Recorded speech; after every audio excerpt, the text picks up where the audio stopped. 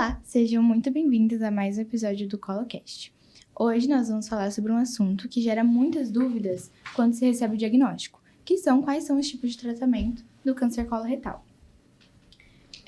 Muitas vezes, quando a gente recebe o diagnóstico, a maioria das perguntas são como que funciona o tratamento, se existem vários tipos de tratamentos, todos eles são iguais. E a gente trouxe o Dr. Kiki, que ele é professor no departamento de cirurgia e ele é responsável pelo grupo de coloproctologia. E a gente trouxe ele para explicar melhor como que funciona esses tratamentos para o câncer coloretal. Seja muito bem-vindo. Muito obrigado. Doutor, para a gente começar, eu queria saber, quando o paciente ele recebe o diagnóstico, qual costuma ser o próximo passo que é feito no tratamento? Muito boa pergunta. Em primeiro lugar, queria agradecer o convite, para esclarecer que isso geralmente angustia o paciente, as famílias.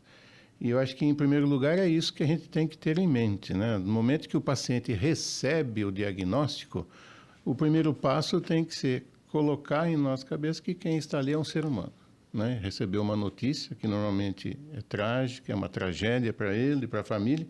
Então, a primeira coisa que a gente tem que fazer é tranquilizar o paciente, acalmar o paciente, esclarecer o que vai ser feito daqui para frente, Quais são os próximos passos, quais são as consequências e, principalmente, quais são as chances que ele tem nesse tratamento. Perfeito? Mas eu acho que se dessa nossa discussão ficar uma palavrazinha, tem que ser esperança. O paciente tem que ter esperança naquilo que vai começar. E, principalmente, ele tem que entender que ele vai ter que percorrer esse caminho. Não tem como ele fugir, ele se ausentar. Ele tem que percorrer um caminho para ter o sucesso. Tá certo?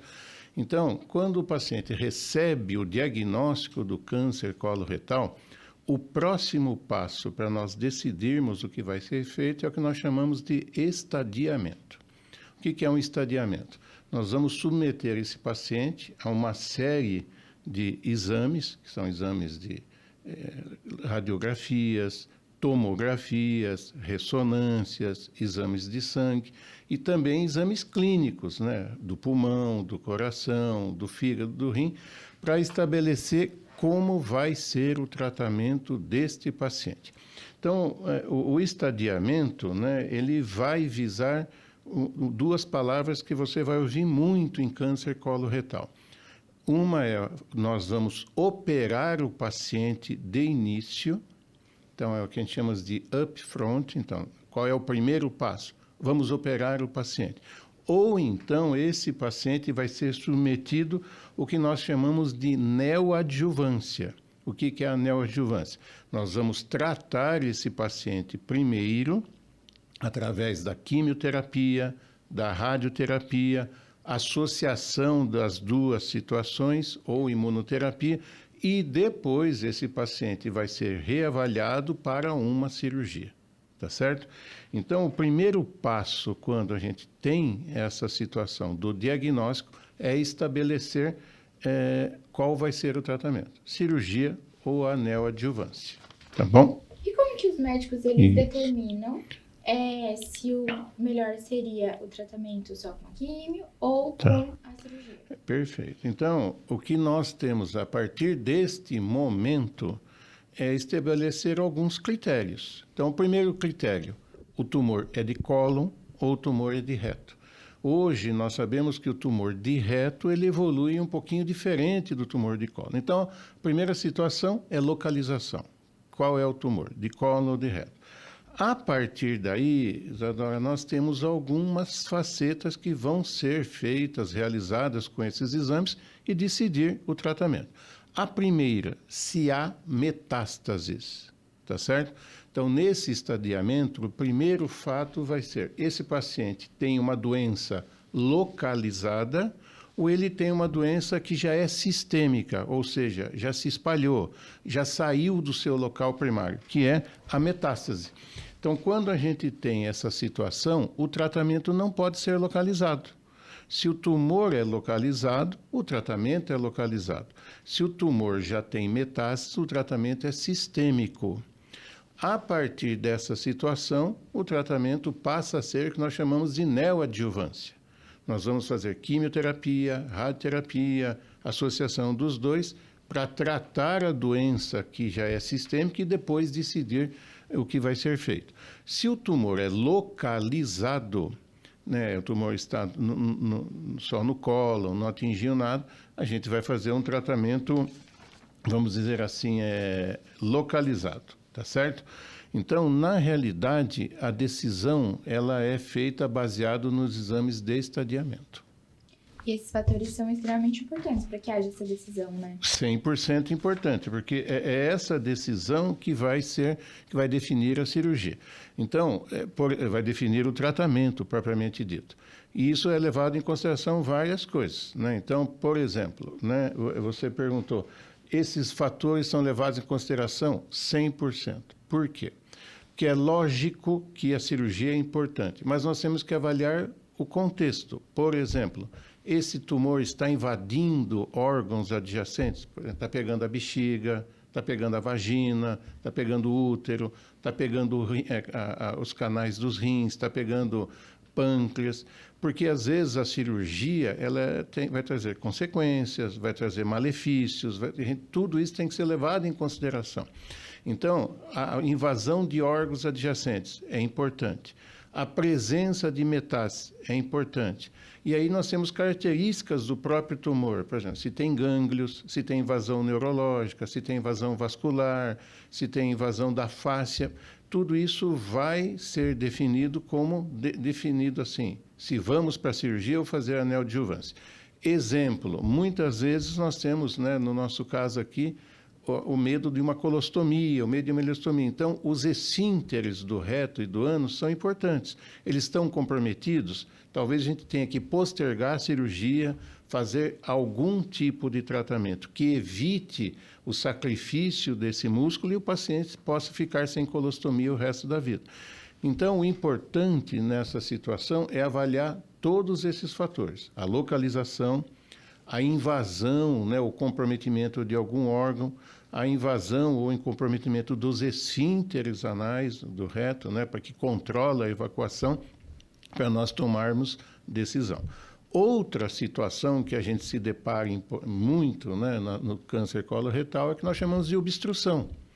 Infelizmente, os pacientes chegam para nós já obstruídos. O que é isso? Estenosou, fechou o intestino, né? Desculpa o termo, está entupido, ele não consegue mais evacuar. Neste momento, nós vamos ter que fazer um desvio, fazer uma derivação, fazer algo para que o paciente possa evacuar e suportar o tratamento. Então, essa decisão também envolve o que nós falamos agora de pouco. Se nós vamos fazer uma cirurgia de imediato ou a neoadjuvância, vamos fazer aqui. Por exemplo, se o paciente tem indicação de fazer quimioterapia, nós vamos fazer uma colostomia temporária. Então, a gente faz uma colostomia, desvia o intestino, ou seja, ele vai evacuar pelo abdômen, não pelo ânus. Ele vai ser submetido ao tratamento e, ao final do tratamento da neoadjuvância, é discutido o que vai ser feito. Vai retirar o tumor e fecha a colostomia. Se a decisão for que ele deve ser operado, então não precisa fazer a colostomia. Ele já vai para a cirurgia, onde se resolve as duas situações, a obstrução e o tumor em si. Perfeito? Sim. E é por isso que normalmente a cirurgia ela acaba sendo mais citada quando a gente fala sobre câncer coloretal, né? Toda vez que nós falamos de tumor, é lógico que vem na cabeça a cirurgia. Né? Por quê? Então, quem vai decidir a cirurgia, a gente sempre tem que pôr em mente nessa área de câncer coloretal que nós temos protocolos. Não é do jeito que a gente quer, não é do jeito que a gente imagina. Hoje isso é muito protocolar, tá certo? Então, eu tenho que seguir regras, eu tenho que seguir... Então, sempre passa pela cabeça que eu devo operar o paciente, mas isso precisa sempre pensar assim, individualizar, caso por caso. É o caso da Isadora, é o caso do Kiki, não é o caso generalizado. Por que a cirurgia é o melhor tratamento? Porque ele remove, ele resseca tudo. Resseca o tumor, tudo que está envolvido, tudo que é macroscópico, tudo que é visível, que é palpável. Então, é uma situação atraente, mas muitas vezes é uma situação ruim. Você vai agredir demais o paciente, você vai, às vezes, fazer uma colostomia para o resto da vida. Então, muitas vezes, a cirurgia é importante, mas é muito importante também o timing, o momento, quando que eu vou operar. Então, aquilo que a gente discutiu, eu preciso avaliar, através do estadiamento, se eu vou operar realmente aquele paciente ou vou fazer a neoadjuvância, a quimioterapia, a radioterapia, a associação de ambos, e depois, de acordo com essa neoadjuvância, nós temos novamente um novo estadiamento. Então, eu fiz um estadiamento inicial, programei a intervenção que eu vou fazer, se é a neoadjuvância ou a cirurgia, submeto esse paciente à neoadjuvância, por exemplo, ao término da neoadjuvância, né, que é variável, 2 meses, 6 meses, 4 meses, esse paciente é reavaliado com novos exames. Ou ele vai para a cirurgia, ou ele continua a quimioterapia, ou às vezes, para surpresa de vocês, né, nós temos cura. Na neoadjuvância, esses pacientes são curados e evita-se a cirurgia, tá certo? Então, a cirurgia é o que existe de melhor, mas o paciente tem que ser submetido a uma avaliação para saber o melhor momento dessa cirurgia. E eu acredito que a quimioterapia, ela seja mais conhecida quando o assunto é câncer, né? Ela é bem falada sobre. Mas explique pra gente como é a atuação dela no tratamento do câncer coloretal. Bom, essa é uma... Eu só queria voltar um pouquinho, se eu puder, voltar na cirurgia, né? Porque muitas vezes hoje tem muita dúvida como é feita a cirurgia, quais são os métodos que a gente usa para fazer, as técnicas que a gente usa para fazer. Então, quando a gente submete um paciente à cirurgia, a cirurgia é a ressecção oncológica total do tumor. Então, para quem está nos ouvindo, né, nós temos 3 maneiras de fazer isso, porque isso vai suscitar dúvida depois, tá certo? Eu posso fazer essa cirurgia de uma maneira que é chamada convencional, que é uma cirurgia por laparotomia, que vocês chamam isso de uma cirurgia aberta, né, uma cirurgia por corte. Essa é a cirurgia mais realizada ainda, tá certo? O segundo método é a cirurgia feita por videolaparoscopia. Você usa câmera de vídeo, pinças, e você, ao invés de fazer um corte, você faz cortes pequenos e faz uma cirurgia através dessas pinças, tá certo? E a terceira cirurgia, que está hoje chegando com muita força, é a cirurgia robótica, que você faz a cirurgia com auxílio de um aparelho robótico, tá certo? Todas as cirurgias, Isadora, são iguais, devem ser iguais. Se eu fizer uma cirurgia convencional, aberta ou uma cirurgia por robô, ela tem que ser idêntica, porque ela tem que respeitar os princípios oncológicos. Então, não é porque eu fiz aberta que é pior coisa. Então, como é que a gente decide qual vai ser a cirurgia? Primeiro, tem que ser levado o tempo de duração da cirurgia, o tamanho do tumor, a localização do tumor, a experiência do cirurgião. O cirurgião, teoricamente, ele tem que dominar as 3 técnicas e ele vai julgar, né, qual vai ser a melhor para aquele paciente. Ele vai explicar para o paciente, vai mostrar as técnicas e vai indicar a melhor técnica para aquele paciente. Mas é importante que fique para todos nós que a cirurgia, não importa o método, tem que respeitar os princípios oncológicos, não importa se ele é por vídeo ou não. E quando esse paciente ele é submetido à cirurgia, ele termina a cirurgia, eu falei que ele volta para o novo estadiamento. E nesse novo estadiamento vai ser levado em consideração alguns critérios. Um é o cirurgião. Se o cirurgião ele acha que ele tirou todo o tumor, é chamado de uma ressecção R0. Então, a cirurgia dele foi eficaz. Tudo que era visível, tudo que era macroscópico, palpável, ele retirou. Ou ele informa que ele não conseguiu retirar todo o tumor. Sobrou ainda algum pedacinho do tumor ou sobrou algum órgão invadido que eu não poderia mexer. Por exemplo, ficou na bexiga, pegou no rim. Então, o primeiro dado desse estadiamento é a opinião do cirurgião. O segundo dado que vai ser levado em consideração para responder a sua pergunta é o patologista. Eu tirei o tumor, essa peça cirúrgica vai ser avaliado pelo patologista e ele vai dar um estadiamento chamado patológico, do patologista. Que tamanho que era o tumor, que grau que é esse tumor, qual a diferenciação do tumor, se tinha gânglios, se não tinha gânglios. E, mediante esse estadiamento, o patologista nos dá um grau do tumor, um estadio do tumor. A terceira avaliação é do oncologista.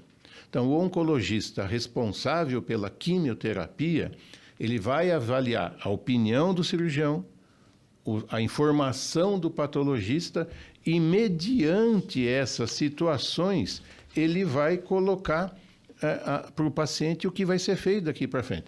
Desde não precisa fazer nada, a cirurgia já foi eficaz, foi eficiente, foi suficiente para resolver o problema, ou não. Nós precisamos agora do que a gente chama de adjuvância. A neoadjuvância é a quimioterapia em cima do tumor. A adjuvância é a quimioterapia, a radioterapia após a remoção do tumor. Tá certo? Então, aí é uma decisão do oncologista. Ele vai pedir a opinião do cirurgião, ele vai pegar a opinião do patologista e aí ele vai analisar como vai ser feito o tratamento daqui para frente.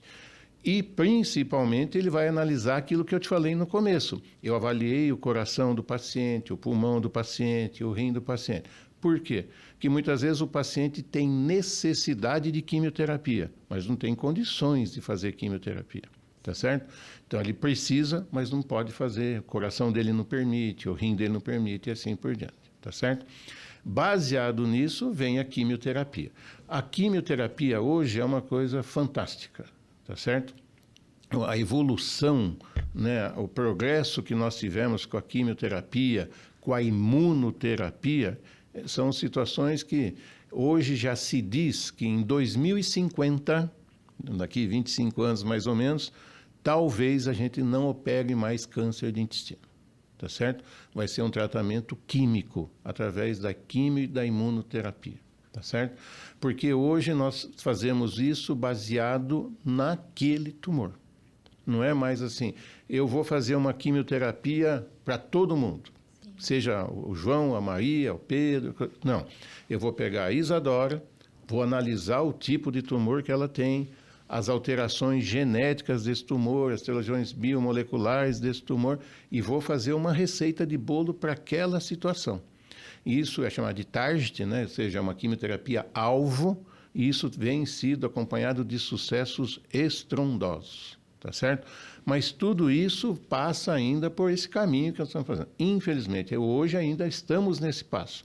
O paciente, ou ele vai para a neoadjuvância, ou ele vai para a cirurgia. Após a cirurgia, ele é reestadiado e, muito provavelmente, ele vai ser submetido à quimioterapia, à radioterapia, à imunoterapia, a associação desses métodos, tudo isso levando-se em consideração os três médicos, o cirurgião, o patologista e o oncologista.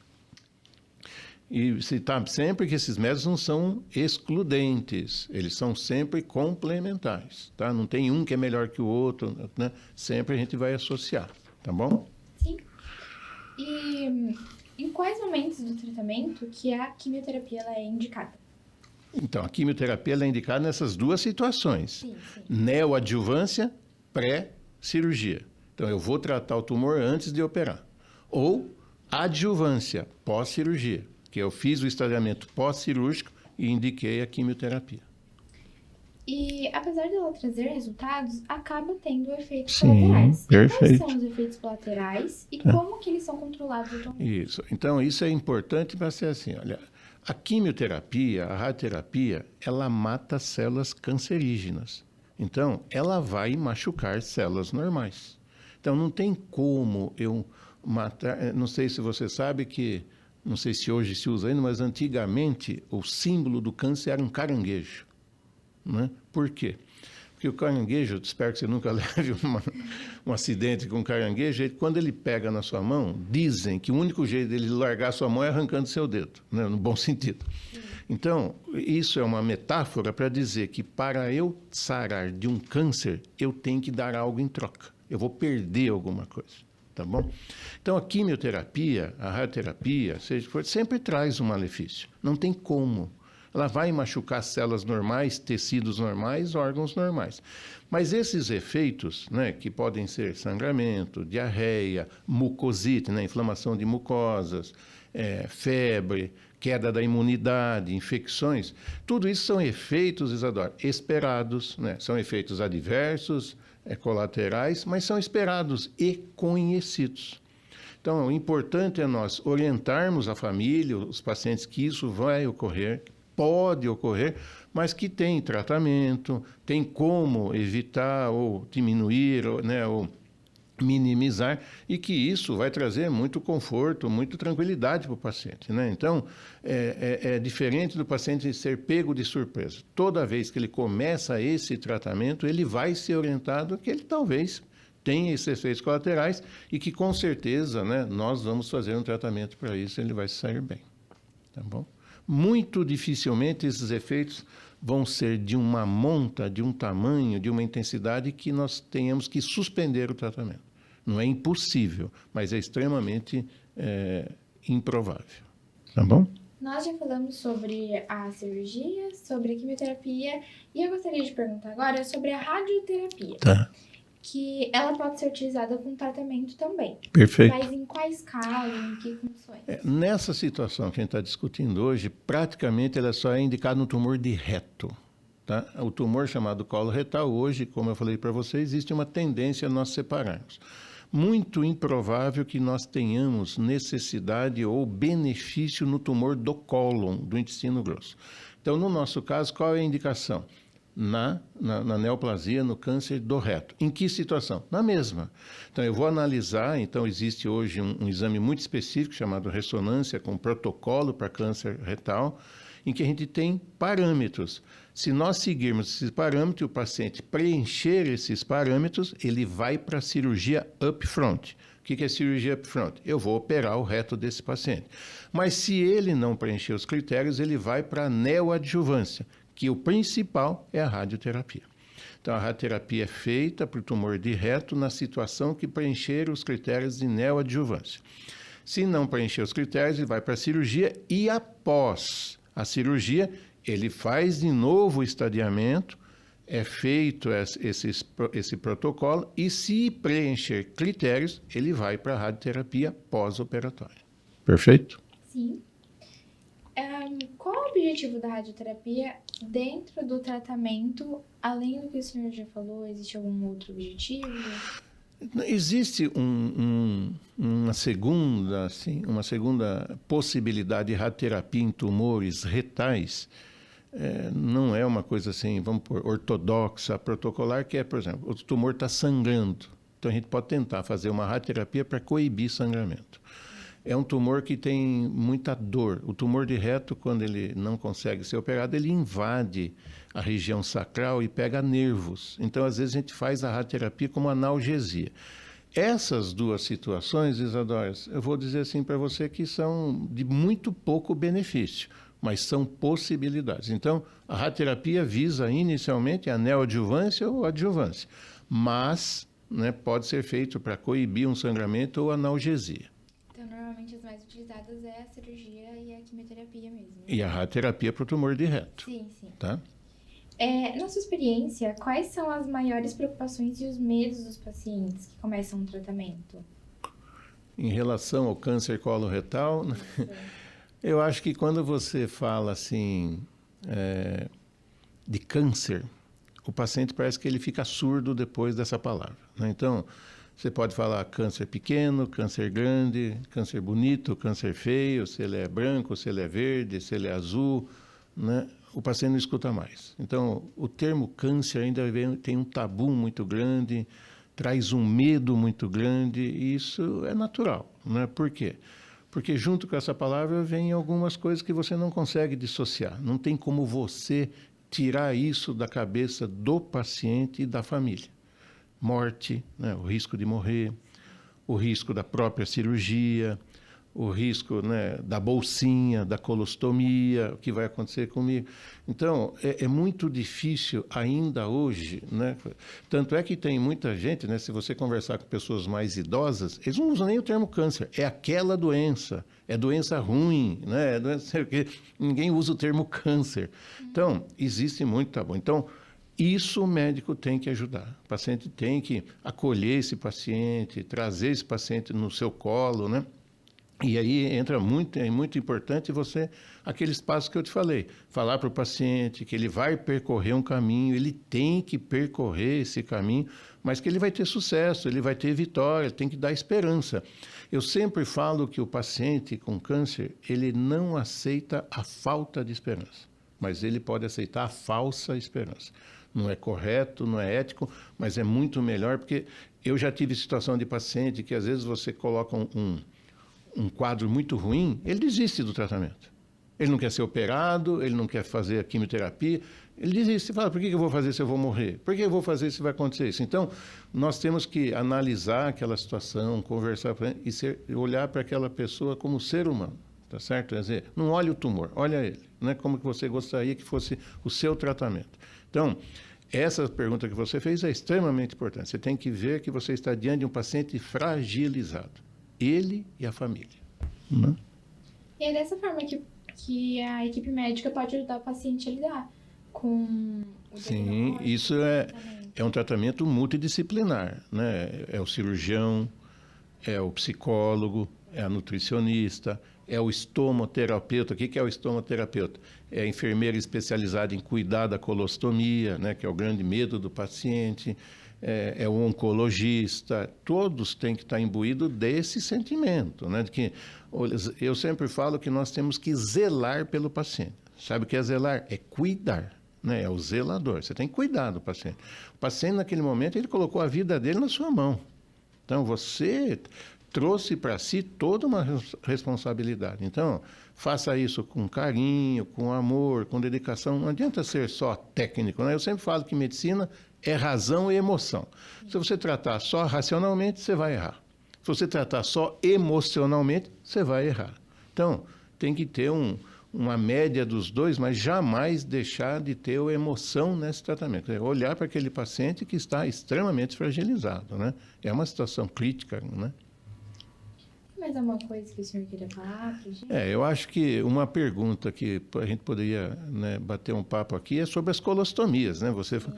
Porque o grande medo que os pacientes têm é o que é a colostomia, o que é a ileostomia. Então, eu admito, eu sempre falo para o paciente que não tem como nós falarmos que você começar a evacuar por um orifício no abdômen é uma coisa boa, tá certo? Quem fala, não, isso é tranquilo, isso você vai tirar de letra, você vai levar... Não, não é assim. Então, a colostomia ou a ileostomia é uma necessidade definitiva ou temporária. Então, o paciente precisa entender que aquilo foi necessário, é necessário, pode ser temporário, mas pode ser que seja a solução para ele ganhar do câncer. A nossa primeira meta é que esse paciente fique vivo. A cirurgia ou o tratamento tem que torná-lo vivo. A segunda é que tenha função. E funcionar significa que muitas vezes, para ele poder evacuar, ele vai ter que evacuar pelo abdômen. O que é a colostomia? É essa derivação, essa saída de fezes por um pedaço, um segmento do intestino que é o cólon, intestino grosso. E a ileostomia é o intestino fino. Elas podem ser temporárias ou definitivas. Primeiro, eu posso decidir isso de antemão. Então, eu estadio o paciente, decidi que vou operar esse paciente e eu sei que pelas características do tumor, pela localização do tumor, pelas condições clínicas do paciente, ele vai precisar de uma colostomia, de uma ileostomia. Então, eu já programo a ileostomia, o local, o tipo, as condições, isso vai facilitar muito a vida do paciente depois. Então, antes de operar, eu sei que eu vou fazer. A segunda situação, não. Eu vou operar aquele paciente, não tinha noção da ileostomia, da colostomia, e no intraoperatório, no momento da cirurgia, por alguns motivos, eu vou ser obrigado a fazer. Exemplo, Aonde estava o tumor, a cirurgia não ficou boa. Onde está o tumor está muito perto dos esfíncteres, então eu corro o risco de perder a função. Ou o paciente, ele na hora da cirurgia, ele não se comportou bem, caiu a pressão. Então, às vezes, eu tenho motivos dentro da cirurgia, que eu faço a cirurgia, mas eu faço uma derivação. Ou seja, aquele lugar que eu operei, durante um certo tempo, vai descansar. Ele vai evacuar pelo abdômen e depois de um tempo, que eu julgar necessário, 28 dias, 56 dias, 4 semanas, 8 semanas, 12 semanas, eu fecho a colostomia e o paciente volta a evacuar por baixo. E existe a situação que, infelizmente, pelas condições do tumor, ou porque já pegou o esfíncter, ou pelas condições do abdômen, o paciente vai ganhar uma colostomia para o resto da vida. Tá certo? Então, é importante que o paciente saiba disso. E o mais importante desse raciocínio é que nenhum paciente vá para a cirurgia coloretal, seja ela benigna ou, no nosso caso, de um câncer, sem saber da possibilidade ou da necessidade da colostomia. Nem o paciente, nem a família podem ficar sem essa informação. Então, quando o paciente vier conosco para discutirmos a cirurgia, é obrigação do cirurgião colocar essa situação. Olha, pode ser que exista a possibilidade, pode ser que exista a necessidade, porque o paciente tem que ser informado e tem que estar de acordo. Isso não pode ser... Puxa, mas o senhor não me avisou, se o senhor tivesse me falado, eu não ia aceitar. Então, isso tem que ser muito claro e é obrigatório. Tá certo? Hoje em dia, nós temos muitos recursos para a colostomia. Nós temos especialistas, seja médicos, seja enfermeiros, nós temos nutricionistas, tudo para minimizar os efeitos ruins da colostomia e da ileostomia. É ruim, mas perto do que já se foi, desde o tipo de dieta, dos cuidados, o tipo de bolsa que se usa, hoje é uma situação muito mais tranquila, não é uma situação para dizer que gostaríamos que fosse rotina dos nossos pacientes, mas muito mais tranquila para minimizar todo esse sofrimento. Com base na sua experiência, faz uns bons anos que o senhor sabe, você lida com a questão do câncer coloretal. Você acha que a gente preencheu todas as lacunas em relação às dúvidas? Eu acho que sim. Eu acho que o paciente tem que primeiro saber que ele tem uma chance muito grande de cura. Sim. E que essa cura não obrigatoriamente é cirurgia. A cirurgia é dos métodos, é uma das alternativas de tratamento. Nós temos a quimioterapia, a radioterapia, e temos a quimio e a radioterapia conjuntamente a cirurgia e vice-versa. Então, se não fica aquela impressão assim, ele não foi operado, não vai dar certo, quer dizer que não deu certo. A gente já ouviu isso, olha, o caso lá do meu pai não vai dar certo, porque o médico nem indicou a cirurgia, já mandou para a quimioterapia, quer dizer que não tem mais o que fazer. Não é assim. Então, hoje é muito protocolar isso. Outra coisa também, que vocês sempre perguntam para nós, é sobre métodos alternativos. Tá certo? Eu gosto sempre de citar isso quando a gente dá essa aula, porque não sou contra. Então, eu quero que fique bem claro assim, o que nós temos hoje como protocolar, como ortodoxo, como científico, como comprovado, é a cirurgia, a químio, a rádio e a imunoterapia. Isso é protocolar e ortodoxo, quer dizer, é isso.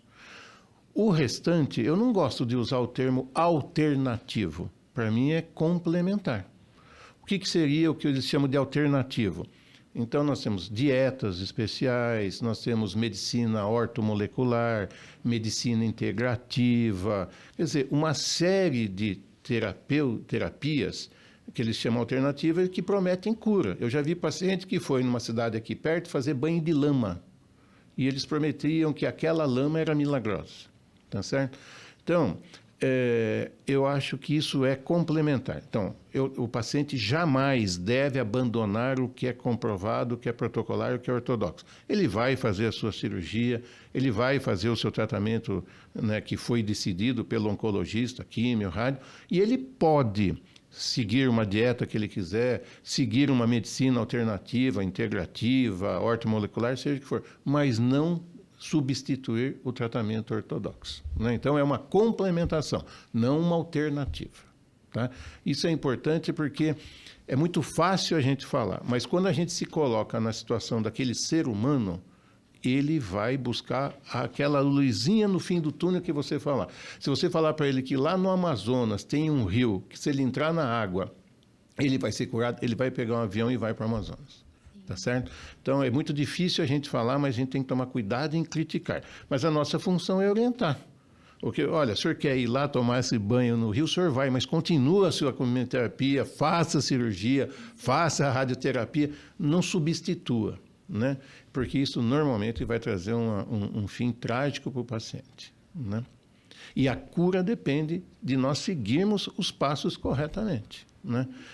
Eu sempre falo que o que começa errado não termina certo, não tem como dar certo. O que começa certo pode dar certo, pode dar errado. Nós não somos matemáticos, nós somos biológicos. O que vale para você não vale para mim, o que vale para um paciente não vale para outro. Mas a chance de dar certo é começar certo e fazer o certo, né?